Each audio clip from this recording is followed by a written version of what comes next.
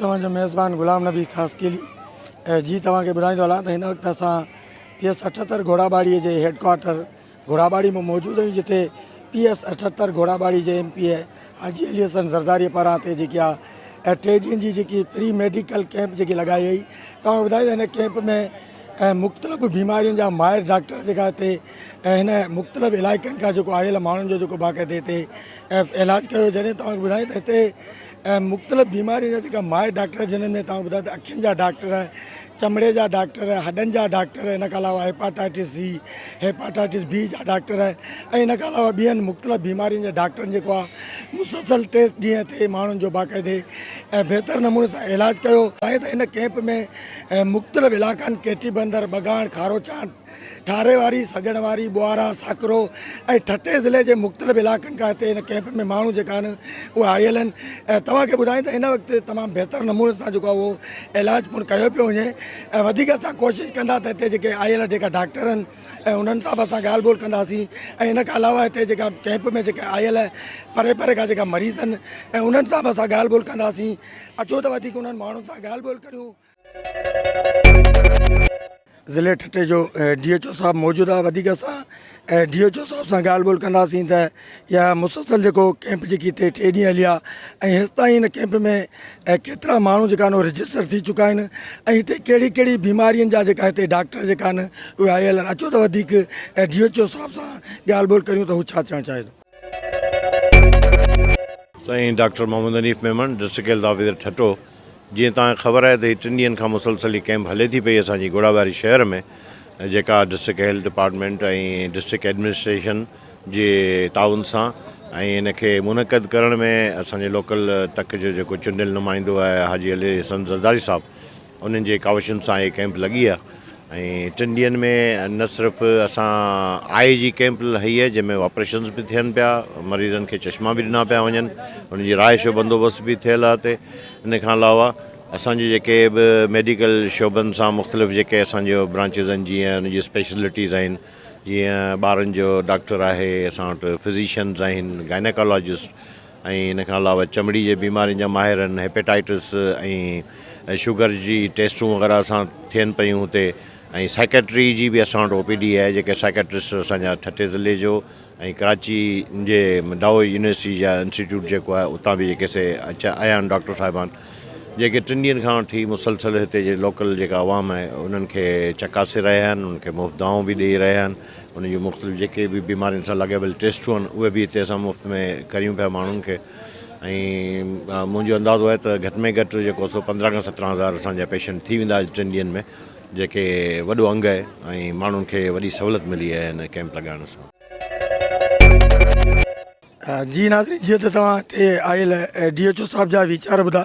DHO साहब जो इहो चवणु आहे त हिते जेको आहे मुख़्तलिफ़ बीमारियुनि जा जेका माहिर डॉक्टर जेका हिन कैंप में आयल आहिनि, हिननि जो चवणु आहे त हिते जेको आहे परे परे खां जेका ॾूराणे इलाइक़नि खां जेका माण्हू आया आहिनि उन्हनि खे तमामु बहितर तरीक़े सां उन्हनि जो इलाजु कयो वियो आहे। इन खां अलावा हिन DHO साहब जो इहो बि चवणु हो त हिते जेको आहे ख़ासि करे जेकी आइस जी अखियुनि जी जेकी कैंप जेकी लॻाई हुई उन में हिन चवणु आहे त 300 खां वधीक माण्हुनि जो जेको ऑपरेशन कयो वियो आहे, जॾहिं त उन्हनि माण्हुनि खे बहितर तरीक़े सां फैसिलिटी ॾेई ॾिनी वई आहे।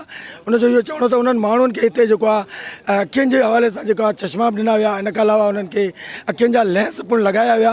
इन खां अलावा हिनजो इहो बि चवणो त हुते जेकी कैंप जेकी लॻाई आहे उन्हनि माण्हुनि खे हुते खाध खुराक जो जेको इंतिज़ाम पिणु कयो वियो आहे। ऐं इन खां अलावा DHO साहब जो इहो बि चवणो हो त हिते जेको कैंप में जेका डॉक्टर जेका आहिनि उहे तमामु बहितर नमूने सां माण्हुनि जो इलाजु करे रहिया आहिनि। इन खां अलावा हिनजो इहो बि चवणो हो त हिते जेको माण्हुनि खे मेडिसन जेकियूं आहिनि उहे बाक़ाइदे सां मिली रहियूं आहिनि। वधीक DHO साहब जो इहो बि चवणो त अॼु 3 ॾींहं जेको आहे 17,000 खां वधीक माण्हुनि जेका आहिनि उहे हिते रजिस्टर थी चुका आहिनि ऐं उन्हनि जो बाक़ाइदे हिन कैंप में जेको आहे इलाजु थियो आहे। इन खां वधीक असां हिते ॿिया बि जेका डॉक्टर आहिनि ऐं उन्हनि सां मिलंदासीं ऐं उन्हनि सां बि ॻाल्हि ॿोल कंदासीं त उहो डॉक्टर वधीक छा चवनि था। अचो त वधीक उन्हनि डॉक्टरनि सां ॻाल्हि ॿोल करियूं। हिन वक़्तु असां सां ॾंदनि जो माहिर जेको डॉक्टर उहो मौजूदु आहे। असां डॉक्टर साहिब खां इहो पुछंदासीं, डॉक्टर साहिब जेकी 3 ॾींहं जी जेकी मुसलसल जेकी कैंप हली आहे उन में तव्हां हेसि ताईं केतिरा जेका मरीज़ जेका ॾंदनि जे हवाले सां ॾिसी चुका आहियो? असां हिन 3 ॾींहंनि जी कैंप जे हवाले सां अॼु ताईं हेसि ताईं अञा त कंटिन्यू हले पई। 239 मरीज़ ॾिसी चुका आहियूं। इन 3 ॾींहंनि में काफ़ी केसिस असां कढिया आहिनि, जंहिंमें गुटके पान जे करे वात जी कंडीशन तमामु बुरी हालत में आहिनि।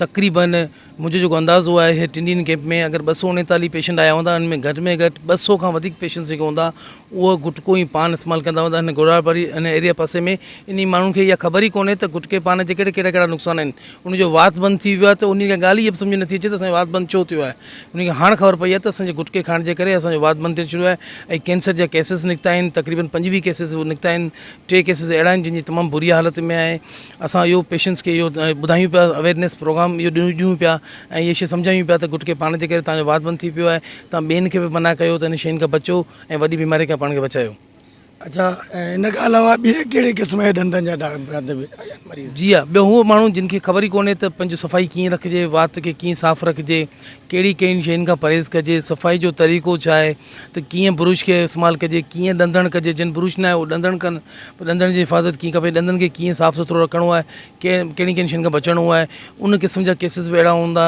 आहिनि उन्हनि खे बि असां सॼो सम्झायो आहे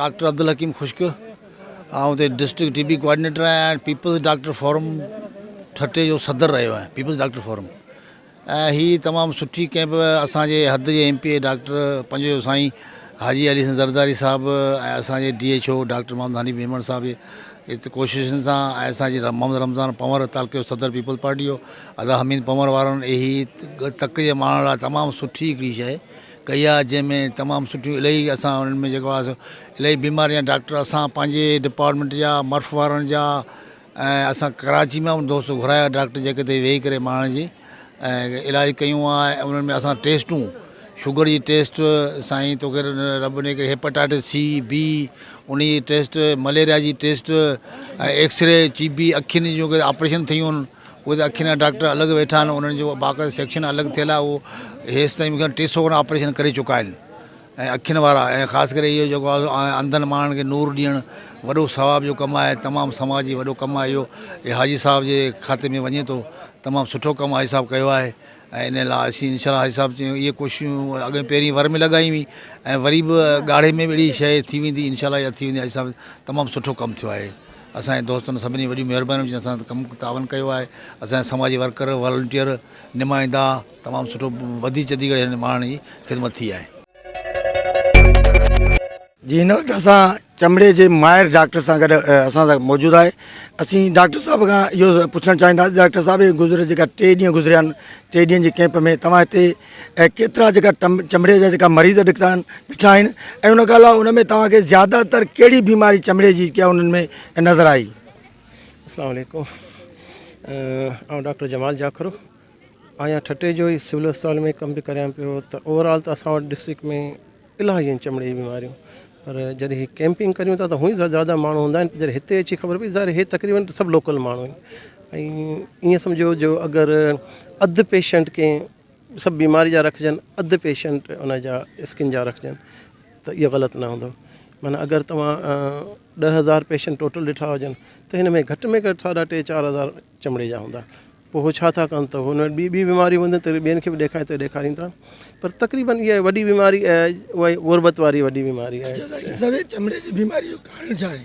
हा हिकिड़ी त इनजी जेका ज़िंदगी जो स्टाइल आहे न उहा वॾी गुरबत जे करे हिते पाणी ख़राबु हिते रहण सहण ख़राबु हिते खाधो पीतो ख़राबु ऐं ॿी गुरबत इलाजु कोन था कराए सघनि इन खां बि अलावा कुझु जेके हिकिड़ी बीमारी अहिड़ी आहे जंहिंखे उहा ख़ारिश चवंदा आहियूं जेका आम सफ़ा हूंदी सफ़ा सस्ती आहे 20 रुपए में हिकिड़ो माण्हू सही थी थो सघे ऐं पर मुसीबत इहा आहे त हिकिड़े खे थींदी त सॼे घर खे थींदी ऐं अगरि उहो हिकिड़ो माण्हू सही डॉक्टर वटि पुॼी थो वञे हिकिड़े लोशन में 4 खां 5 ॼणा सही थी वञनि माना उहो वरी 25 रुपए में हिकिड़ो इलाजु थी थो वञे पर हिते छा आहे त हिते डॉक्टर आहिनि कोन पोइ हे जिते वञनि था उहो उन्हनि खे ओड़ी दवाऊं ॾियनि था जेको उनखे ख़ाली वक़्ती तौर ते फ़र्क़ु थिए थो पर उहा बीमारी वधी थी अंदरि हली थी वञे नतीजो छा थो थिए त जेकॾहिं मामूली बीमारी हूंदी ओ साल या साल पोइ जॾहिं हिकिड़े दफ़ा बीमारी लॻे थी पई हिन सां गॾु इलाही सारी सेकेंडरीज़ थी वञनि त वधीक इहा जेके असां स्केबीज़ चऊं था सभ खां वधीक स्केबीज़ आहे ॿियो हिकिड़ो फंगल इन्फेक्शन आहे इहो बि ईअं आहे अगरि उनखे तरीक़े सां इलाजु कजे पर वरी ॻाल्हि इहा त सफ़ाई आहे कोन खाधो सुठो कोन्हे पाणी सुठो कोन्हे कपिड़ा ई हुन वटि मटाइण लाइ न हूंदा आहिनि वेझण लाइ पाणी बि न हूंदो आहे इहे सभु शयूं मिलाए करे त चमड़ी बीमारी वधीक त सफ़ाई वधीक घुरे थी खाधा पीता पंहिंजी जॻह ते आहे त वधीक हिन जो हिकिड़ो गुरबत ऐं ज़िंदगी जो स्टाइल आहे इहा सफ़ाई जे बारे में वॾी ॻाल्हि इहा त अॼु ही 3 ॾींहं जी मुसलसल धरती TV पारां जेका हिते बाक़ाइदा कवरेज कई वई आहे, तव्हांखे शाबाश हुजे, जस हुजे जो 3 ॾींहं मुसलसल तव्हां कवरेज कई आहे। अॼु जेकॾहिं मूं हुन कैंप में ऑब्ज़र्व कयो आहे, ऐं हिकिड़ो त तव्हांजी मुसलसल रिपोर्ट बि ॾिसंदो रहां थो, छो त तव्हांजी बाक़ाइदा हिते ड्यूटी लॻाई वई हुई 3 ॾींहं जे लाइ धरती तरफ़ां, ऐं धरती खे ज़बरदस्त तव्हां कवरेज ॾिनी। अॼु जॾहिं हुते कैंप में पहुतो ऐं पेर उघाड़ा ग़रीब मिसकिन माण्हू, सफ़ा बेवस माण्हू जेके हिते मौजूदु हुआ, जिन पंहिंजी दवाऊं पे वरितियूं। ऐं वॾी ॻाल्हि इहा हाजी अली हसन जी हिकिड़ी वॾी ख़ूबी इहा आहे त हिते जेके डॉक्टर आहिनि तमामु ऐं बहितरीनु डॉक्टर आहिनि। ऐं तव्हांखे ॿुधाईंदो हिते गाइनोकोलॉजिस्ट वेठी आहे, आई डिपार्टमेंट जे ज़बरदस्त डॉक्टर हिते मौजूदु वेठा आहिनि, ऐं शुगर जे डॉक्टर वेठो आहे हिते, ॿारनि जो ज़बरदस्त डॉक्टर वेठो आहे, ऐं दिलि जे मरीज़नि जो डॉक्टर हिते वेठो आहे। ऐं ॿी ॻाल्हि त असां वटि हिन तर में हेपेटाइटिस B ऐं C तमामु वधियल आहे। इन करे अॼु हिते बाक़ाइदा हिकिड़ी स्क्रीनिंग कई वई आहे, 250 खां 300 पेशेंट उहो बाक़ाइदा हेपेटाइटिस C ऐं हेपेटाइटिस B में हिते ज़ाहिर थिया आहिनि। इन में ॾिठो वञे त जेकॾहिं इन्हनि खे अॼु इहा उहे ठटे ताईं कीअं पहुचनि, ठटे शहर ताईं उहे माण्हू पंहिंजी टेस्ट नथे कराए सघिया। जॾहिं उन्हनि जी टेस्ट थी, ख़बर पई आहे त हेपेटाइटिस हिते तमामु घणी आहे, त उन्हनि जे लाइ हाजी साहब वरी इहो बंदोबस्तु कयो त उन्हनि खे ठटे वारी अस्पताल में हुते बाक़ाइदा हिकिड़ो हेपेटाइटिस जो कंट्रोल प्रोग्राम आहे, उन तहत उन्हनि जो हुते इलाजु करायो वेंदो। इन खां अलावा तव्हांखे ॿुधाईंदो हिते दिमाग़ी डॉक्टर वेठो आहे, डाउ यूनिवर्सिटी जा हिते डॉक्टर वेठा आहिनि ऐं वॾा वॾा डॉक्टर वेठा आहिनि। ऐं सां गॾोगॾु ठटे जे सिविल अस्पताल मां जेके डॉक्टर हिते मौजूदु आहिनि, हिते मर्फ इंतिज़ामिया तरफ़ां हिते डॉक्टर हिते मौजूदु आहिनि, PPHI तरफ़ां हिते डॉक्टर मौजूदु आहिनि, ऐं समूरा जेके बि स्टेक होल्डर आहिनि अॼु हिन कैंप में सभिनी माण्हुनि जो वॾो हिसो आहे। ऐं वॾो हिसो त आउं चवां थो त हाजी साहब त तमामु हिकिड़ो वॾो ज़बरदस्त हिकिड़ो किरदारु अदा कयो आहे, जेको हिते माण्हुनि खे जेके सहूलियत ॾिनी आहे। अच्छा, इहो ॿुधाईंदो आहे मूं जॾहिं मेडिसिन ॾिठी, मल्टीनेशनल मेडिसिन कंपनियूं ऐं तमामु बहितरीनु मेडिसिन आहे जेका माण्हुनि खे हिते बाक़ाइदा ॾिनी वई आहे। आई डिपार्टमेंट जे हवाले सां ॿुधाईंदो अलाए केतिरा ॿुधाइनि पिया त हुते ऑपरेशन थिया आहिनि, उनजी रिहाइश जो बंदोबस्तु हिते कयो वियो आहे, ऐं हिते खाधे पीते जो उनजो बंदोबस्तु कयो वियो आहे। बाक़ाइदा केतिरनि माण्हुनि खे लेंसिस लॻाया आहिनि, ऐं क़ीमती लेंसिस तव्हांखे ख़बर आहे जेकॾहिं उहो कराची में ऑपरेशन थिए 20 खां 25 हज़ार रुपया फ़ी हिकिड़ी अखि जो ऑपरेशन थिए थो लेंसिस जो, पर हिते उन्हनि खे फ्री लेंसिस मिलिया आहिनि, ऐं फ्री लेंसिस सां गॾोगॾु उन्हनि जो हिते बंदोबस्तु कयो वियो, इलाजु कयो वियो, बाक़ाइदे हिते उन्हनि खे रहायो वियो आहे। ऐं गुलाम इहो ॿुधाईंदो आहे जेके डॉक्टर हिते आया आहिनि न, इहे मूं कॾहिं बि अहिड़ा डॉक्टर कंहिं हिते नंढी नंढी अस्पताल में BHO में ऐं ॿियनि में कोन ठहनि जेके हिते डॉक्टर मौजूदु आहिनि, ऐं तमामु क्वालिफाइड डॉक्टर आहिनि, ऐं जेके SPSF डॉक्टर आहिनि हिते मौजूदु आहिनि, ऐं उहे सभु उन्हनि माण्हुनि जो हिते इलाजु कयो वियो आहे। अस्सलाम वालेकुम, मुंहिंजो नालो डॉक्टर सुनील कुमार आहे।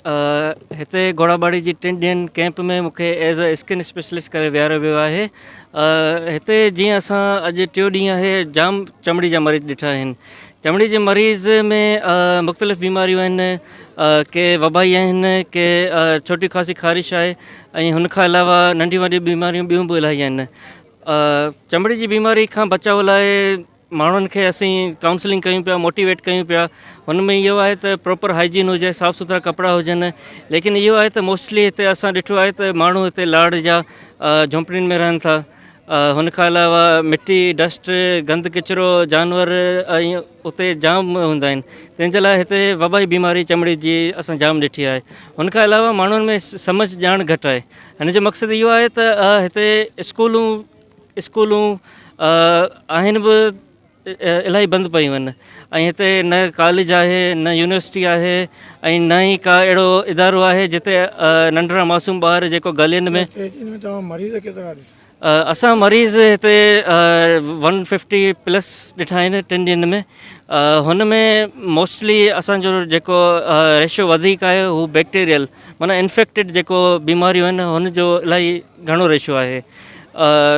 इन्फेक्टेड में मुख़्तलिफ़ बीमारी जीअं एम्पेडिको आहे, सेल्यूलाइटिस आहे, जीअं स्केबीज़ आहे, ऐं ॿियूं बि वायरल डिज़ीज़िस हिते असां जाम ॾिठियूं आहिनि। तमामु घणो असांखे हिते मज़ो पियो अचे। हिते एज़ अ स्किन डॉक्टर थी असांखे मुख़्तलिफ़ ऑइंटमेंट, मुख़्तलिफ़ लोशन, मुख़्तलिफ़ क्रीम ऐं मुख़्तलिफ़ गोरियूं, कैप्सूल, एंटीबायोटिक्स हर शइ प्रोवाइड कई वई आहे। इहो हिकिड़ो तमामु सुठो क़दम आहे, छाकाणि त हितां जा माण्हू लाराइनि था त असीं इवन जेको पंहिंजो DHQ आहे सिविल हॉस्पिटल मकली हुते वञूं। कराची ऐं हैदराबाद त परे जी ॻाल्हि आहे। जेकॾहिं माण्हुनि खे घर में वेठे पंहिंजे ई ॻोठ में घोड़ाबाड़ी में सहूलियत मिले थी, लाड़ जी पटी आहे, बिल्कुलु दरिया जे समुंड जे किनारे ते वेठा आहिनि, त हू माण्हू भरपूर हिन मां फ़ाइदो वठंदा। हिते मूं इहो बि नोट कयो त माण्हू सिंपल पेनाडोल खां बि ॿाहिरि वठण खां लाराईंदा आहिनि, त पेनाडोल ऐं हर शइ असांखे हिते प्रोवाइड कई वञे, ऐं हू प्रोवाइड कई पई वञे। ॾाढो सुठो क़दम आहे। हेपेटाइटिस प्रोग्राम जे तरफ़ां मां मॉनिटरिंग ऑफिसर डॉक्टर गवास्कर जीअं त हिते साईं जी कैंप लॻल आहे जनरल असां हुन में पंहिंजो सिस्टम सॼो पाण ठाहियो आहे तक़रीबन 3000 खां बंदोबस्तु मथे आहे असांजो हींअर ताईं असां 400 खां 500 मरीज़ ॾिसी चुका आहियूं जंहिंमें 25 पॉजिटिव बि अची चुका आहिनि उन्हनि खे असां ट्रीटमेंट ॾियूं पिया। हिन इलाइक़े जे लाइ हीअ तमामु बहितरीनु हिकिड़ी मौक़ो आहे। अञा उहे माण्हू कुझु अहिड़ा आहिनि जेके रिफ्यूज़ करे विया आहिनि जेके चवंदा असीं कैंप में ऑपरेशन नथा करायूं त उन्हनि जे लाइ बि इहो मशवरो आहे त हीउ तमामु बहितरीनु मौक़ो आहे। असांजी जेका टीम तमामु बहितर नमूने सां ऑपरेशन कंदी जेको बग़ैर टांके जे हूंदो। ठीकु आहे। उनखां अलावा OPD में असां वटि मेडिसन दवाऊं वग़ैरह आहिनि सभु ऐं चश्मा वग़ैरह असीं फ्री पिया ॾियूं जंहिंजी का बि कॉस्ट कोन्हे ऐं तमामु सुठे नमूने सां चेकअप करे उन्हनि खे जंहिंजी जेका नीड आहे उन जे मुताबिक़ असां इलाजु पिया करियूं।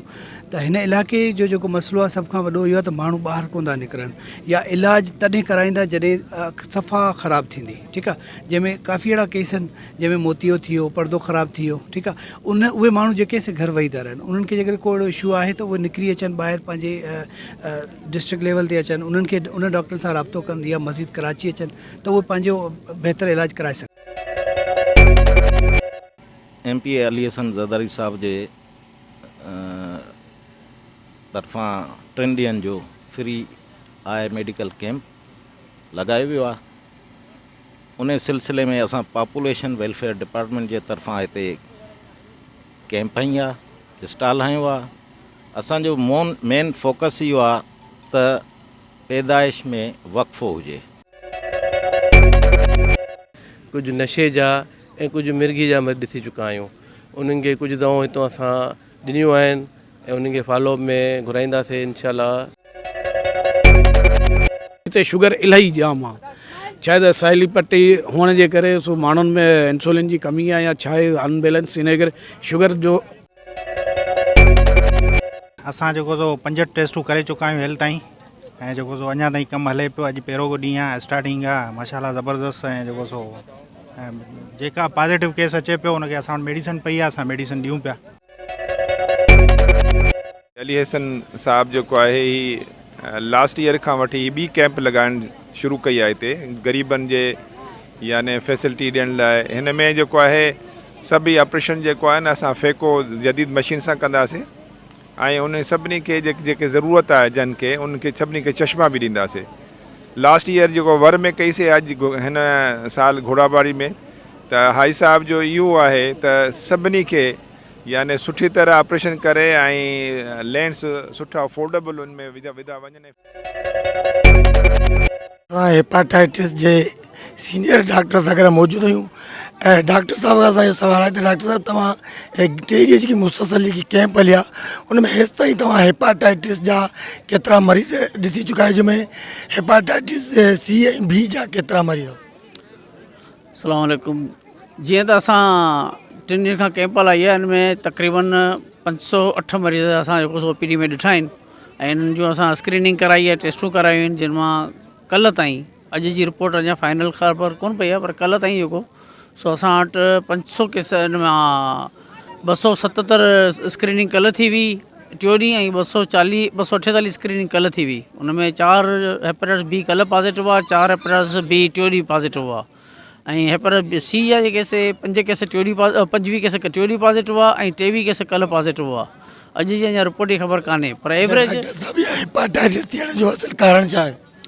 हेपेटाइटिस थियण जो असुलु कारण इहो आहे त हिकिड़ो त माण्हुनि जो पंहिंजे पाण लाइ बिहेवियर सुठो कोन्हे हो नशा गुटका पान सुपारियूं उहे वापराईंदा मानी प्रॉपर टाइम ते कोन था खाइनि इन करे कमज़ोर रहंदा। ॿिए नंबर त इहो त जेको सो पब्लिक हेल्थ जे तरफ़ां का फैसिलिटी माण्हुनि खे कोन्हे जंहिंजे करे पाणी बंदो मिले थो उन्हनि खे खाधनि ते बि को क्वालिटी कंट्रोल कोन्हे।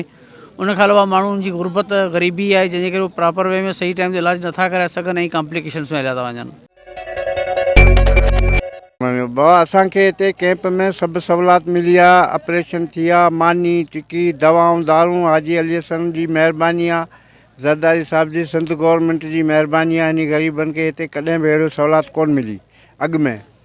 हिन MP अचण सां हिते असांखे सुठियूं सुठियूं सहूलियतूं मिलियूं आहिनि रोड रस्ता हर शइ मिली आहे। सुठी ॻाल्हि आहे ग़रीब माण्हू आहियूं ॿारहाड़ी जा माण्हू आहियूं ॿारहाड़ी में सहूलियतूं कोन हुयूं पर हिते जेको सहूलियतूं थी वियूं आहिनि। इंशाल्लाह असांखे अञा बि उमेदु आहे ज़रदारी साहब में त इंशाल्लाह ताला अञा बि कमु सुठो कंदो ऐं अॻिते वधंदो। असां सां दिलि जी बीमारी जो माहिर डॉक्टर मौजूदु आहे ऐं असां डॉक्टर साहब खां इहो पुछणु चाहींदासीं त जेके 3 ॾींहं मुसलसल जेकी कैंप हली आहे ऐं दिलि जे हवाले सां डॉक्टर साहब हिते केतिरा मरीज़ अची चुका आहिनि? 3 ॾींहंनि में असां वटि तक़रीबन 300 खां मथे मरीज़ असां जेको आहे ॾिसी चुका आहियूं। उन में ख़ासि तौर पे जेको आहे त हिकिड़ा दिलि जा जेके मरीज़ आहिनि जिन जा अटैक थियल आहे, उन प्लस में उन्हनि जूं एंजियोप्लास्टी थियल आहिनि, प्लस में बाईपास वारा पेशेंट आहिनि उहे बि असां ॾिठा आहिनि। तक़रीबन 80-90 खां मथे पेशेंट उहे असां ॾिसी चुका आहियूं। उन सां गॾोगॾु जेके आहिनि असां दिलि जे वालनि जा पेशेंट आहिनि उन्हनि खे बि असां ॾिठो अथऊं। दिलि जा सुराख जेके ॿार जेके आहिनि उहे बि असां काफ़ी पेशेंट जेके आहिनि उहे बि असां ॾिसी चुका आहियूं। हाणे असुलु ॻाल्हि हिते जेको इहो आहे त हिते अवेयरनेस जी कमी, ठीकु आहे न। ॿार तमामु घणा अचनि पिया, तक़रीबन 40-50-42 असां पेशेंट जेके ॾिठा आहिनि ॿारनि जा जेके डायग्नोज़ कया अथऊं दिलि जा सुराख। पोइ उन्हनि खे असां फर्दर जेको आहे इन्वेस्टिगेशन करण जे लाइ असां जेको आहे न भई कराची रेफर कयो आहे। डॉक्टर साहब दिलि जे सुराख जेको ॿारनि खे इन जो असली कारण छा आहे? हाणे असुल में हिकिड़ो त मेन उनजो जेको सबबु इहो आहे त जेको आहे त जेके दिलि जा सुराख जेके आहिनि उहे बीमारियूं थियनि थियूं उहो माउ जे पेट मां थियूं अचनि। ठीकु आहे, मेन जेको आहे त मतिलबु माउ में कमी बेशी थिए थी, जंहिंजे कैल्शियम आहे या वाइटामिन्स आहिनि या खून जी कमी आहे त पोइ उनजो नशो नुमा सही थिए नथी। पॉवर्टी आहे, गुर्बत आहे, जंहिंजे करे उन माउ जेको आहे त उनजो ओतिरो उहो खुराक न आहे, उनजो उहा मतिलबु जेको आहे त भई शयूं मेंटेन कोन पई करे सघे। खीर पीअणु या मतिलबु फ्रूट खाइणु या मतिलबु उहो अंदरि में जिस्म में कमी पैदा थी वञे, पोइ उनजी कमी जेका आहे न उहो ॿार में शिफ्ट थिए थी। उन ॿार में शिफ्ट थियण करे पोइ उन में को न को ॿार ॿुॾल ॼमंदो आहे त पोइ को न को किथे न किथे को फॉल्ट अचो वञे, या दिमाग़ में अची वञे या दिलि में अची वञे। वाह अलाह जो शुक्र आहे, असांजी ऑपरेशन जे लाइ वेठा आहियूं। असांजी ऑपरेशन थिए थी, असीं पाणी बाणी मानियूं सभु ख़ुदा जी महिरबानी असां ते हली। ज़रदारीअ जे बचन जो भलो थिए, रसूल जान जो उनजो ख़ैरु करे, जे असां ते वॾो ग़रीब ते मिसकीननि ते रहम कई आहे। असीं उते वेठा आहियूं, असीं जेको सो अलाह जो शुक्रगुज़ार आहियूं। आलिया ज़रदारीअ जा असीं थोरे था आहियूं, असां ते वॾो करम कई आहे। त असां सां नफ़्सियात जी माहिर डॉक्टर जेके उहा मौजूदु आहे। असां हुन खां इहो पुछंदासीं त जेकी 3 ॾींहं जेका मुसलसल ते जेकी कैंप हली आहे उहे हिते नफ़्सियात जा केतिरा मरीज़ आया आहिनि? आज भी यहाँ पे मेरे ख्याल में 100 से ज़्यादा मरीज़ आ चुके हैं, और जो ज़्यादातर ख़वातीन आई हैं ना वो इस वजह से आई हैं हेडेक की कंप्लेन करते हुए, और उनको सीने में प्रॉब्लम हो रही है, उस वजह से आई हैं वो लोग। और मेरे हिसाब से उनमें ज़्यादातर प्रॉब्लम जो है ना वो जो लकड़ी से आग जलाती हैं उसकी वजह से कॉम्प्लिकेशन ज़्यादा हो रही हैं, उसकी वजह से वो स्ट्रेस में आती हैं, उसकी वजह से उनमें डिप्रेशन बढ़ता है। सारा जो उनका अपना घरेलू मसाइल हैं उससे तंग आकर कर रही होती हैं। पानी की बोला कि यहाँ पर जो लकड़ी के ऊपर जो औरतें जो खाना पकाती, ये तो सदियों से यहाँ पर लोग जो है वो लकड़ियों पे ही खाने पका रहे हैं। यहाँ पर कोई भी गैस का निज़ाम है ही नहीं, तो जाहिर है वो लकड़ियों पे ही पकाएंगे ना। हाँ, लेकिन अब उनको देखें ना, वो लोग बेचारी किस कदर कमज़ोर हैं, उनमें से किसी हर एक, और ऊपर से गुटखा भी खा रहे होते हैं। यहाँ पे गुटखे के इस्तेमाल भी बहुत ज़्यादा हैं, ये पता नहीं क्यों है गुटखे का इस्तेमाल, जो दोनों चीज़ों को कॉज कर रहा होता है उनको परेशानी। जो सारी ख़वातीन हैं उदास, परेशान, छोटी छोटी बातों पे परेशान, और उनके सर में दर्द है, मुसलसल सर में दर्द है, हल्की फुल्की खांसी है और सीने में दर्द है। अच्छा, आपके पास ऐसे कोई मेंटल आया? नहीं, यहाँ पे आज 3rd डे है तो इसलिए इस वक्त कोई बिल्कुल जो सही किस्म का मेंटल है वो नहीं आया। अच्छा, ये 2 दिन पहले? 2 दिन पहले काफ़ी आए, 2 दिन पहले आते रहे, काफ़ी मरीज़ आए। मेरे ख्याल में हम लोगों के पास टोटल 300-400 के करीब मरीज़ आ चुका है।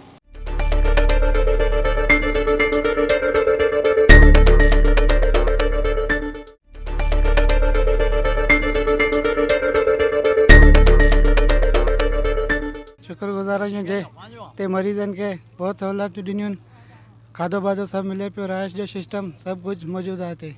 अच्छा, ये केरु अॼु तो ऑपरेशन करायो आहे? ये मुंहिंजो ॾाॾो आहे। हाँ जी, दवाऊं वग़ैरह मिलियूं? दवा वग़ैरह सभु मिलियूं, ऑपरेशन थिया आहिनि, जमानी टिकी मिली आहे तव्हांखे? सभु सिस्टम सभु स्पेशल सर्जन जेको असां सां गॾु मौजूदु आहे, ऐं वधीक असां हुन सां इहा ॻाल्हि ॿोल कंदासीं त हे जेका 3 ॾींहं जेका गुज़रिया आहिनि उन्हनि में हिते केतिरनि ॿारनि जी रजिस्ट्रेशन कई वई आहे, ऐं हिन कैंप में जेका तव्हांखे ॿार ज़्यादातर कहिड़ी बीमारी जा मिलिया आहिनि। अचो त वधीक डॉक्टर सां पुछूं त हू डॉक्टर असां सां कहिड़ा पंहिंजा वीचार वंडे। सभिनी खां पहिरीं मुंहिंजो नालो डॉक्टर सुनील कुमार आहे ऐं आउं ॿारनि जो एक्सपर्ट आहियां ऐं आउं सिविल हॉस्पिटल सुजाल खां आयो आहियां हिते पंहिंजी ख़िदमत सर अंजाम ॾियणु। सभिनी खां पहिरीं टिनी जे जेको मूं लोड जेको ॾिठो ॿारनि जो, सभु बीमारियूं हुयूं पर ॿार तक़रीबन तमामु घणा हुआ ऐं आउं ख़ुदि टिनी जे अंदरि 5 साल ॿार ॾिसी चुको आहियां, जंहिंमें मूंखे तक़रीबन 75% जेको ॿारनि जो जेको बीमारी जेका नज़र आई आहे उहा आई ARI जो मतिलबु आहे एक्यूट रेस्पिरेटरी इन्फेक्शन। उहे ॿार जेके खंघि ज़ुकाम नज़लो ज़ुकाम ऐं काफ़ी ॿार जेके TB जा हुआ उहे असां काफ़ी ॾिठासीं ॿार। ऐं मज़े वारी ॻाल्हि इहा आहे त इहे जेका बि खंघि ज़ुकाम काफ़ी ॿारनि खे सुठियूं एंटीबायोटिक IV एंटीबायोटिक से रहिया पर उहे ॿार बहितर न पिए थिया ऐं उन्हनि जा जॾहिं असां एक्सरे कराया उहो बि कुझु नॉर्मल आया। पर असांखे हिते कुझु ॿारनि में ख़र्चो हो कोरोना वायरस जो। असां कुझु ॿार DHO खे बि इंफॉर्म कयोसीं त इन्हनि जी बि कोरोना वायरस जी स्क्रीन थियणु घुरिजे ऐं जेके बि पेशेंट असां वटि आया पिए हिते बग़ैर मास्क जे आया पिए ऐं DHO साहब खे ऐं DC साहब खे मुंहिंजे लिए स्पेशली इहा रिक्वेस्ट हुई त हाणे जेके बि ॿार अचनि था त महिरबानी करे उनखे हिकिड़ो मास्क ॾियो वञे त जीअं ही हवा सां बची सघनि, छाकाणि कोरोना वायरस हिकिड़ो मथे जो सूरु बणियल आहे ऐं इन जो जेको जरासीम आहे उहो हवा में पखिड़ियल आहे ऐं असांखे घुरिजे त हीउ खंघि ज़ुकाम एतिरो वधी चुको आहे जंहिंमें 75% जेका ॿार खंघि ज़ुकाम में ॾिसी चुको आहियां त हू जेकर मास्क पाइण लाइ त हू ॿार वधीक बहितर थी सघंदा। हीअ ॿार उन्हनि दवाउनि सां उन्हनि सां कोन थींदा पर परहेज़ जेकर कंदा मास्क पाईंदा त उहे जल्दी बची सघंदा ॿार। जी तव्हां हिते मौजूदु ॿारनि जे डॉक्टर जा वीचार ॿुधा। डॉक्टर साहब जो इहो चवणु आहे त हिते जेको आहे हिन 3 ॾींहंनि जे कैंप में हिते जेको आहे 5000 खां वधीक ॿार जेका मूं हिते जेका उन्होंने ॾिठा आहिनि। हुनजो चवणु त वधीक बीमार ॿार मूंखे जेका हिते खंघि ज़ुकाम खां अलावा अहिड़ा जा ॿार जेका मिलिया आहिनि। हुनजो चवणु त हिते जेको ही तमामु हिकिड़ो पुठिते पियल इलाइक़ो आहे। हिते ज़्यादातर जेका ॿार जेकी बीमारी जेका हुनजो कारण सही आहे त हिते जेकी धंज मिटी जेकी आहे हुनजे करे ॿार जेका आहिनि उहे बीमार थियनि था ऐं डॉक्टर साहब जो इहो बि चवणो त जेका ॿार हिते असांजा जेका बि आया उन्हनि जो असां टेस्ट कराए उनखां पोइ उन्हनि ॿारनि खे असां बाक़ाइदे ऐं मेडिसन जेकी आहे उहा बि उन्हनि खे मुहैया कई आहे। इन खां अलावा ॿियनि डॉक्टरनि सां असां ॻाल्हि ॿोल कंदासीं त हो असां सां छा ॻाल्हाइणु चाहींदा। असां हाणे सभु कुझु कयूं ऐं खाधो पीतो सभु ॾिनऊं ऐं हो इलाही संभालियऊं ऐं इन वजह सां असां पॉपुलेशन वेलफेयर ख़ानदानी मनसूबाबंदीअ जी माहिर डॉक्टर मौजूदु आहे ऐं उनखां असां पुछंदासीं त मुस्तसिल जेके 3 ॾींहंनि जे अंदरि हिननि केतिरी औरतूं जेके हिननि ते ख़ानदानी मनसूबाबंदीअ जे हवाले सां आयूं आहिनि। अचो त वधीक डॉक्टर खां पुछूं था। डॉक्टर साहब तव्हांखे ॿुधाईंदा त हीअ जेके 3 ॾींहंनि जे अंदरि तव्हां वटि केतिरियूं औरतूं आयूं आहिनि ख़ानदानी मनसूबाबंदीअ जे हवाले सां। अच्छा, हेल्थ डिपार्टमेंट तरफ़ां 3 ॾींहंनि जो हिते मेलो लॻायो वियो ज़िले ठटे में ऐं घोड़ाबारी जेको शहर आहे उहो तमामु पुठिते पयल, सॼो ठठो ज़िलो पुठिते पयल आहे। बीमारियुनि जे हवाले सां, सहूलियतुनि जे हवाले सां, पढ़ाई जे हवाले सां तमामु पुठिते पयल आहे। पर हिते जो औरतूं तमामु घणो पीढ़ियल बि आहिनि ऐं भोॻियुनि बि थियूं सिहत जे हवाले सां तमामु घणो, छो जो अस्पतालूं कोन्हनि, लेडी डॉक्टर जेके माहिर डॉक्टराणियूं उहे उन्हनि जी घटिताई आहे ऐं महांगाई जो दौरु थी वियो आहे। गाॾियूं रस्ता रोड औरतूं असांजूं अस्पतालनि ताईं बि नथियूं वञी सघनि, रस्ते ते पंहिंजो रत ॻाढ़ियो मरियो वञनि।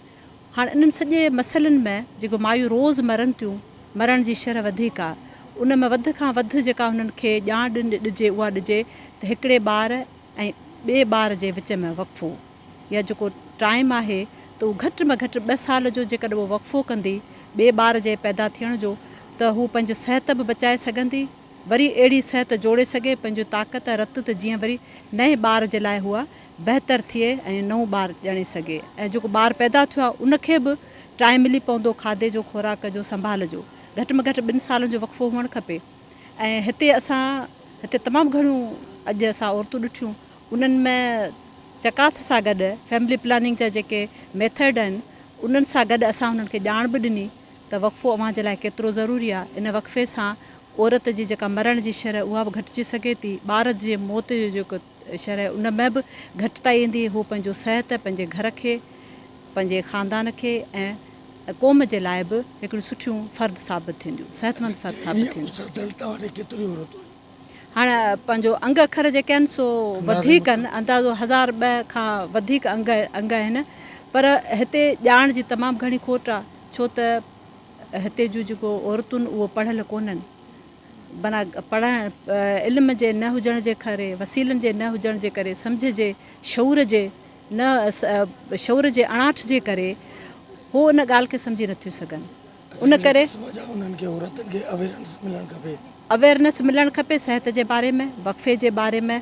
माउ ऐं ॿार जे विच में जेको वक़फ़ो आहे उहो केॾो ज़रूरी आहे। उहो माउ खे बि बचाए थो, ॿार खे बि बचाए थो। ऐं हीअ जेका मौत जेका रोज़ु रोज़ु औरत मरे थी वीएम जे दौरान, उन में जेके पेचीदगियूं आहिनि उन जे दौरान जेको मौत थिए थो उन में बि घटिताई थींदी। ज़रदारी साहब आहे MP।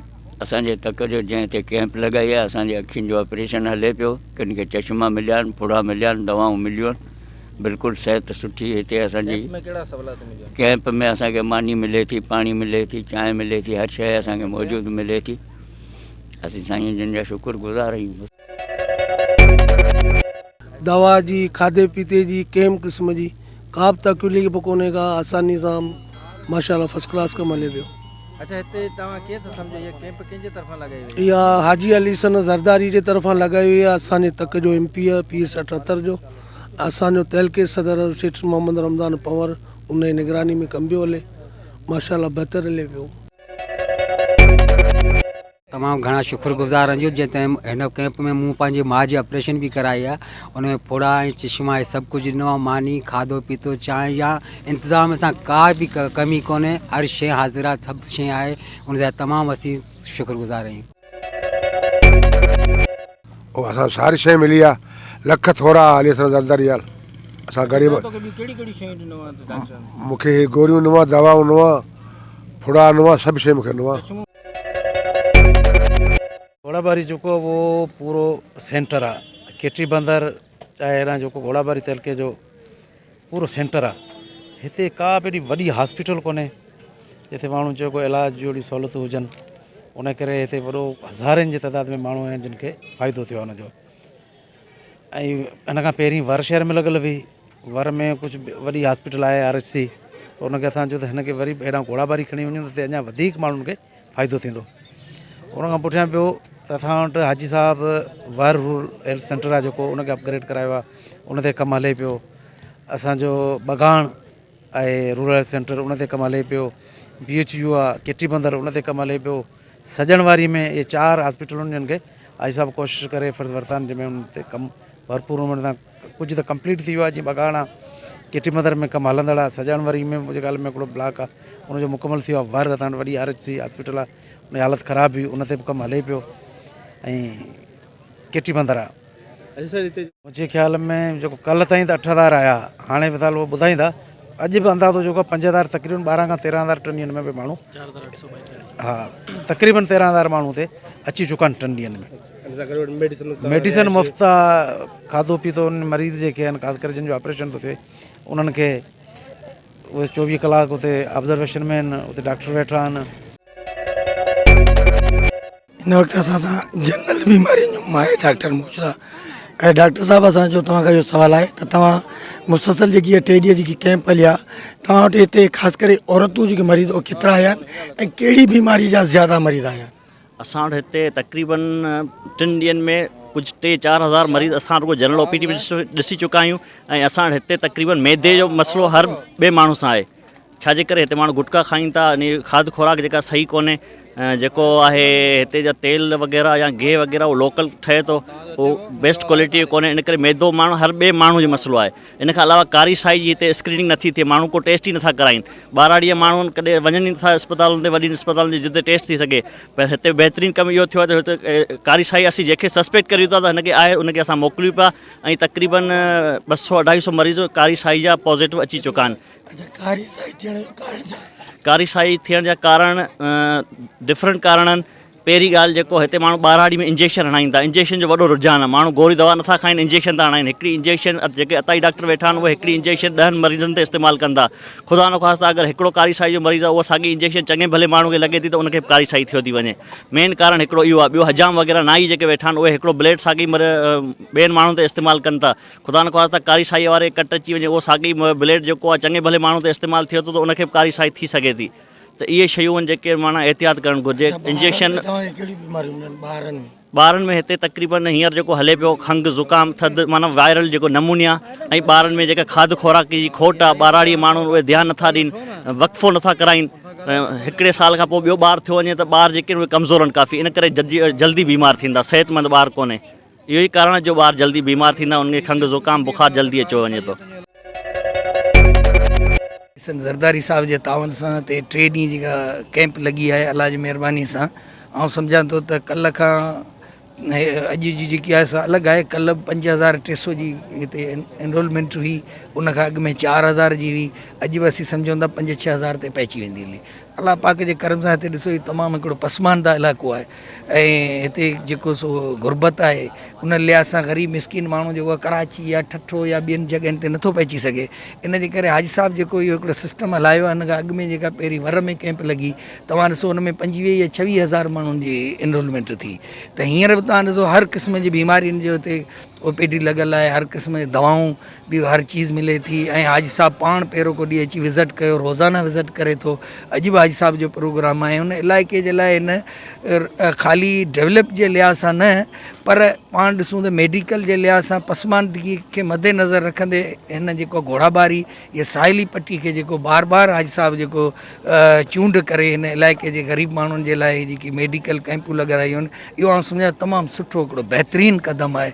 इन मां माण्हुनि खे ॾाढो हिकिड़ो सुठो लाभ मिलंदो ऐं असीं वधीक अञा बि तबक़ात रखूं था त इनशाला हाजी साहब जो इहो प्रोग्राम आहे त बगान या पंहिंजो अॻियां केटी बंदर उन में बि अहिड़े तरीक़े जूं कैंपूं लॻनि इनशाला उते बि हाजी साहब इहे कैंपूं लॻाईंदो ऐं माण्हुनि जी ग़रीबनि जी ख़िदमत कंदो। काफ़ी ॿार आया आहिनि हर क़िस्म जी वॾी मतिलबु बीमारियूं ॿार सां आयो आहे ऐं मतिलबु रोज़ानी तक 300 मरीज़ मुंहिंजे ख़्याल में असां वरी मुंहिंजे ख़्याल में मूं जेको ॾिठा हूंदा ऐं वरी काफ़ी बहितरी थी वेंदी इनशाला। अच्छा डॉक्टर साहब जेके तव्हां ॿार ॾिठा आहिनि ज़्यादातर ॿारनि खे कहिड़ी बीमारी आहे? ज़्यादातर ॿारनि में जो माना 2 बीमारियूं जाम कॉमन हूंदियूं आहिनि। हिकिड़ी हूंदी डायरिया जी बीमारी हूंदी आहे ठीकु आहे न अक्यूट जंहिंखे चवंदा आहियूं अक्यूट मतिलबु गेस्ट्रो एंटराइटिस। ॿियो हूंदो आहे ॿार खे वरी मतिलबु जेको हुनजो छाती जो प्रॉब्लम नमूनिया हूंदो आहे त वधीक ॿार में कॉमन बीमारी इहे हूंदियूं आहिनि। हिन खां सवाइ जेको हुन खां सवाइ ॿियूं बि वरी बीमारियूं थी सघंदियूं मेनिंजाइटिस आहे गदन जो बुखार ईंदियूं आहिनि ऐं ॿियो हुन खां सवाइ जेको कॉमन बीमारियूं 2 इहे हूंदियूं आहिनि। जुलाब में डायरिया जी बीमारी हूंदी आहे ॿियो मतिलबु जेको नमूनिया बीमारी हूंदी आहे। कैंप लॻे साहिली पट्टी में लॻे तमामु ज़बरदस्त कैंप लॻी आहे जेको हाजी अली हसन ज़रदारी ही ॿियो कैंप हीअ आहे अॻु में वर में लॻी साल खां पोइ हीअ लॻी कैंप इनशाला हितां जेके माण्हू वॾो फ़ाइदो हासिलु कयो साहिली पट्टी खां हिते तमामु सिहत जो फुक़दान आहे। मूंखे जे दवाऊं मिलियूं इनशाला मिली वेंदियूं को मसइलो न आहे। मुंहिंजो हिते कैंप सां पंहिंजी आहे हीअ कैंप जेका असीं पाण समाजी माण्हू बि आहियूं सोशल माण्हू बि आहियूं हिते इलाइक़े जा माण्हू बि आहियूं ऐं आवाम सां गॾु आहियूं हर दुख सुख में गॾु रहंदा आहियूं हर इलेक्शन में रहिया आहियूं माण्हुनि सां गॾु हिते माण्हू मसइला को बि असां हेसि हुते को बि MP MLA चूंडियो आहे उन माण्हू हिते कैंप न हणी साहिली पट्टी में न आई आहे। हीअ पहिरियों MP चूंडियो आहे जेको अथव वर में आई आहे ॿी हीअ आई आहे साहिली पट्टी घारोशाण आहे घोड़ाबारी आहे केटी बंदर आहे हिन इलाइक़े तमामु घणा मसइला आहिनि पर हाजी साहब जेके इंट्रस्ट वरितो मसइलनि ते रोड बि तमीर कराए पियो स्कूल जो बुनियादी ठेका वग़ैरह टेंडर थियनि पिया हीअ जेको कमु सिहत जो कमु कयूं इहे त बुनियादी मसइला आहिनि। सिहत जी सहूलियत तमामु माण्हू कोन आहिनि हिते इलाही महांगो थी वियो आहे हिते डॉक्टर तमामु घणा माण्हू फुरनि था हिते माण्हू खे ऐं हिते डॉक्टर बि प्रोफेशनल डॉक्टर बि घटि आहिनि उन हिसाब सां कैंपूं जेके हर साल लॻणु खपे हिते जीअं माण्हू फ़ाइदो थिए। असांजी इनशाला उमेदु आहे हाजी अली हसन ज़रदारी साहिब मां त इहे वधि में वधि कोशिशि कंदो जीअं पैसा रहियो त इनशाला हिन इलाइक़े जी तब्दील थी वेंदी। ये इलाइक़ो तमामु जेको पोइ हिते इलाइक़ो आहे सॼी सिंध जे हवाले सां साहिली पट्टी समर हर साल ॿोड़े थो हिन इलाइक़े खे समर ॿोड़े जीअं पाणी खोट थिए पाणी हिन खे पाणी इलाइक़ो सुकियो वञे पुछड़े इलाइक़ो जेको वीरान थियो वञे ॿिन्ही हिसाब सां हीअ इलाइक़ो जेको मसइले जे घेरे में आहे पर हाजी अली हसन ज़रदारी साहिब जंहिं जी चूंडियो आहे तीअं उनजी आवाम जी दिलचस्पी घणी आहे आवाम जे मसइलनि हल करण में दिलचस्पी वठी रहियो कोशिशि करियो इनशाला आवाम वॾो फ़ाइदो वठंदो हिन कैंप फ़ाइदो वठी सिहतयाब थींदो इनशाला। जीअं त PS 78 जी हाजी अली हसन ज़रदारी साहिब ग़रीबनि जे लाइ जेको क़दम कयो आहे इंतिहाई बहितरीनु क़दम आहे ऐं आईंदा बि इंशाअल्लाह ताला ज़िले में अहिड़े क़दम खणंदो रहंदो। हीअ तेल को घोड़ाबारी आहे पर असीं हाजी साहिब खे अर्ज़ु कंदासीं त असां PS 69 में बि 79 में बि इहो लॻी वञे त जीअं असांजे हुते जा माण्हू ग़रीब ख़ुशि रहनि था। हिते तमामु बहितरीनु माण्हुनि खे फ़ाइदो थियो आहे ऐं ग़रीब मिसकिन माण्हू दुआऊं था कनि ऐं उन्हनि खे हाजी साहिब जेका कैंप हणाई आहे 3 रोज़ ऐं मेडिकल फ्री मिलनि पियूं तमामु माण्हू हिते जो माण्हू ख़ुशी जी लहर आहे जेको साहिली पट्टीअ जो माण्हू रहियल हो ग़रीब माण्हू के सबबु कोन ते पहुची सघिया उहो हाजी साहब तमामु हिकिड़ो बहितरीनु कमु कयो उन सां ॾाढा हमीद पंवर ऐं जेका सॼी उन्हनि जी टीम आहे उनखे जस्तो ॾियां त अहिड़ा कम जेको हीउ कमु थियो आहे तमामु बहितरीनु कमु थियो आहे ऐं आईंदा बि अहिड़ो कम रहनि त जीअं असांजे साहिली पट्टीअ उहो हमेशह असांजो जेको साहिली पट्टी आहे उहो पुठियां रहियल आहे हिते जा जेके चूंडियल नुमाइंदा आहियूं MP साहब जी वरी बि ऐं हाजी साहब जो शुक्रगुज़ार आहियूं असीं जिन साहिल पट्टी वारनि खे हितां जा माण्हू तव्हांखे ख़बर केटी बंदर खारो छाण बगान ऐं अलाए किथां किथां जा माण्हू हिते आया आहिनि पेतलनि खारो छाण जा माण्हू आया आहिनि तमामु बहितरीनु फलस्ती में हिते मिली रही आहे तमामु सुठे नमूने सां दवायूं मिली रहियूं आहिनि तमामु बहितरीनु कमु हले पियो ऐं अॼु बि मुंहिंजे ख़्याल में त 8 खां 9 हज़ार OPD थी आहे उनखां पोइ 80 खां 100 माण्हुनि जा ऑपरेशन थिया आहिनि अखियुनि जा जेके ग़रीब माण्हू मिसकिन करे पुॼी कोन सघंदा हुआ ऐं दिलि जूं बीमारियूं मुख़्तलिफ़ बीमारियुनि जा डॉक्टर हिते आया आहिनि ऐं डॉक्टरनि जूं सुठियूं टीमूं आयल आहिनि कराची खां मेडिसन बि तमामु बहितरीनु तरीक़े सां मिली रहियो आहे दवाऊं बि मिलनि थियूं असांखे टेस्टूं बि हिते थी मिलनि थियूं असांखे हर शइ हिते अवेलेबल आहे ऐं जंहिंजे करे असांखे कॾहिं कराची वञिणो थो पए कॾहिं ठटे थो वञिणो पए मिसकिन माण्हू असां त पंधु करे बि हिन कैंप में पहुची पंहिंजे सिहत जो फ़ाइदो हासिलु करे कमु हले दवाऊं तमामु बहितरीनु ऐं मल्टीनेशनल जे कंपनी दवाऊं मिलनि पियूं ऐं तमामु सही पियो हले ऐं सुकून सां हले पियो हिते का बि अहिड़ी जेका सिफ़ारिश वारो कमु या वॾे माण्हू पिया हिते कमु को बि कोन्हे को ऐं तमामु बहितरीनु कमु जेको हले पियो ऐं दवाऊं जेके हिते सुठियूं तव्हां ॾिसो त इहे मल्टीनेशनल जूं दवाऊं आहिनि सुबुह खां वठी हिते हज़ारनि जी तइदाद में माण्हू ग़रीब मिसकिन माण्हू जेको किथां किथां आया आहिनि उन्हनि खे हिते हर तरह जूं मेडिकल जेकी आहे कैंप लॻी आहे उन में हर डॉक्टर तक़रीबन सभिनि बीमारियुनि जा डॉक्टर आहिनि चाहे गाइनोकोलॉजिस्ट हुजे चाहे हॾनि जो डॉक्टर हुजे चाहे शुगर जो डॉक्टर हुजे ॿिया मुख़्तलिफ़ फिज़िशियन जेके वेठा आहिनि सुबुह खां वठी रश लॻो पियो आहे माण्हुनि जो हिते तमामु बहितरु नमूने सां इलाजु थिए पियो ऐं उन मेडिकल स्टोर बि आहिनि उते उन्हनि खे मेडिकल जूं दवाऊं फ्री मिलनि थियूं हींअर असीं फ्री मेडिकल कैंप हाजी साहब हाजी अली हसन ज़रदारी साहब MPAPS 78 जे तरफ़ां जेका लॻल आहे घोड़ाबारी शहर में उन में बीठा आहियूं हिते जेको आहे सो मुफ़्त जेका आहे सा अखियुनि जी कैंप आहे मेडिकल जा जेके से मुख़्तलिफ़ डॉक्टर आहिनि जिन में हॾनि जा बि डॉक्टर आहिनि ऐं पंहिंजो मुख़्तलिफ़ बीमारियूं हेपाटाइटिस शुगर वग़ैरह जा ऐं टेस्टूं वग़ैरह बि थियनि पियूं अल्ट्रासाउंड वग़ैरह बि थिए पियो सभु कुझु फ्री में दवाऊं फ्री में मिलनि पियूं पोलियो जो टेस्ट अञा असांखे कोन मिलियो आहे न ऑपरेशन जो थियो टेस्ट थी वई आहे टेस्ट थी वई आहे हाणे को ऑपरेशन त करी वञणु अच्छा तव्हां हीअ जेकी कैंप लॻी आहे तव्हां कीअं था सम्झो फर्स्ट क्लास असांखे हिनखे का शिकायत मौक़ो कोन्हे असां वटि 2 सिस्टम हूंदा आहिनि मलेरिया जे टेस्ट जा हिकिड़ो हूंदो RDT हिकिड़ो हूंदो आहे माइक्रोस्कोपी RDT जेकी हूंदी आहे उहा असांखे जल्दी मिलंदी आहे 10 मिंट 15 मिंट में पेशेंट खे वेट इंतज़ारु करिणो कोन पवंदो आहे ऐं माइक्रोस्कोपी में टाइम लॻंदो आहे हले पई हिते माण्हुनि जो सुठो कमकार हले पियो माण्हुनि खे चांहि पाणी हर सिस्टम दवाई बि सही बि हले ऐं माण्हुनि जो सुठो कमु पियो हले ऑपरेशन वारा आहिनि उनखे ऑपरेशन लाइ मोकिलीनि पिया जेको टेस्टुनि वारा आहिनि उनखे टेस्टूं पिया कराइनि त असां कन ऐं गले जो माहिर डॉक्टर मौजूदु आहे ऐं असां हुन पुछंदासीं त जेकी 3 ॾींहं जी जेकी मुसलसल कैंप लॻी आहे उन में हेसि ताईं तव्हां केतिरी औरतुनि जा जेका कन ऐं गले जी बीमारी जेका उहो ॾिसी चुका आहियो ऐं उन में वधीक तव्हांखे हिते कन जे हवाले सां औरतूं जेको आहियूं या गले जे हवाले सां साईं असां तक़रीबन 3 ॾींहं में आउं सम्झां थो 350 खां मथे मरीज़ ठहनि उन में जेके औरतूं पंहिंजूं आहिनि ॿारड़ी जूं उनखे कन जी बीमारी खां वधीक आहे गले जी वाते बीमारी उन सबबु हीअ पंहिंजो लाड़ो इलाइक़ो उन में जेको पान जो गुटके जो जेको रवाजु आहे उन जे करे उनखे घणे भाङे जेको गले जी बीमारी आहे उन गले जी बीमारी जे करे वीचारनि खे जेको सो वात में छुलना थियूं थियनि वात पचो वञे लहियो वञे ठीकु आहे ऐं ॿियो जेको सो उनखे खाइण पीअण में तकलीफ़ थी थिए इहो मेजर जेको हिते इशू जेको ॾिसण में आयो आहे 3 ॾींहंनि में सो मेजॉरिटी जेके मरीज़ आहे उनखे वात जी ऐं गले जी बीमारी घणी आहे सो बहरहाल असां उनखे चयो आहे त हीअ शइ खे न खाओ ऐं इन खां जेको पाण खे बचायो अच्छा हुन में तव्हांखे कैंसर जा मरीज़ मिलिया साईं 3-4 अहिड़ा मरीज़ आहे जंहिंमें शक आहे कंफर्म कोन्हे उन लाइ वरी बायोप्सी वग़ैरह थींदी पोइ उन सां उनखे असां ॿुधायो आहे त तव्हां कराची सिविल या जना वञो उनखे असां लेटर बि ठाहे ॾिनो आहे हिते जेको आहे माना पंहिंजे तरफ़ां त बाबा हीअ जेको हिते इलाजु ठटे में कोन थी सघंदो न को असां ठटे मकली अस्पताल में थी सघे न को साकरे में थी सघे असां चयो त भाई हीअ जेको असांखे शक लॻे थो इन जे लाइ गोश्त जो टुकड़ो करी वठी बायोप्सी कंदा उहो तव्हां आगन लेबोरेटरी मां थींदी उहा कराची में थींदी पोइ उतां तव्हां उहो रिपोर्ट करायो उन हिसाब सां जेकॾहिं उन में का शइ अहिड़ी उणी बि अचे थी त पोइ उन इलाजु थींदो पर घणा कोन पर 3 या 4 अहिड़ा शक वारा मरीज़ हुआ उनखे असां लेटर ठाहे मोकिलियो हुते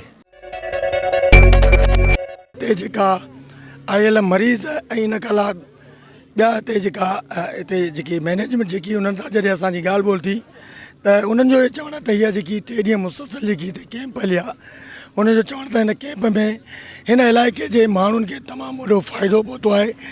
इन खां अलावा हिते आयल माण्हुनि जो इहो बि चवणु आहे त हिते असांखे मुफ़्त में जेकियूं दवाऊं ॾिनियूं वयूं आहिनि उहे तमामु आला क्वालिटी जूं दवाऊं हुयूं। इन खां अलावा जॾहिं असांजी हिते अखियुनि जे डॉक्टर सां ॻाल्हि ॿोल थी त डॉक्टर जो इहो चवणु आहे त हिते असां अखियुनि जा जेका मरीज़ जेका आहिनि उहे 3 ॾींहंनि जे अंदरि 300 खां वधीक माण्हुनि जो जेको असां अखियुनि जो ऑपरेशन कयो आहे ऐं उन्हनि माण्हुनि खे जेको आहे खाद खुराक ऐं पाणी जेको आहे बाक़ाइदे हुते मुहैया कयो आहे। इन खां अलावा तव्हांखे इहो ॿुधायां त हिते हिन कैंप में आयल समूरनि मरीज़नि जी तमामु बहितर नमूने सां जेको आहे इलाजु कयो हुयो।